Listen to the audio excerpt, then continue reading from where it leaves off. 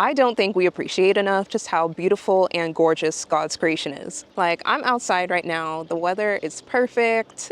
I'm feeling really good. I'm surrounded by like a bunch of greenery. It just feels so good. It is good because when God created Earth, He called everything good, from the mountains to the oceans to the animals to humans. And even though we sometimes take it for granted, I think it's so nice to have just moments like this where you're in nature, or sometimes even if you're not in nature, but you just kind of take a moment to appreciate the beauty of God. And unfortunately, I think one of the worst parts about hell is that you're totally separated from all goodness, because I think it says in James 1:17, I believe, that every good and perfect gift comes from God. Even David says in Psalm 16 verse 2 that apart from the Lord, he has no good thing. And I think the same thing goes for us, because when people go to hell, I think the worst part about it is the separation from God. I've actually heard many testimonies where they're talking about one of the worst parts, including,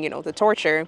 But the worst part for them is that eternal separation from God, knowing that they will never feel God's presence again, knowing that they'll never talk to Him, that they'll never be able to access any good thing for the rest of their eternity. I feel like this video has taken a bit of a dark turn, but honestly, this is just what I think about every time I'm in nature, or any time where I really take a moment to appreciate the beauty of this earth that we live on. I'm just like, how can we not do everything possible in our power to make sure that we spend forever with God? To make sure that one day we can experience His full glory forever, for the rest of our days, and to see even more beauty, more than we've ever experienced before, and beyond anything that we can comprehend. Like, that is heaven. It's just getting to be with Him, just delighting in His presence and feeling the full weight of His presence is something that we don't experience on earth. We really get snippets of it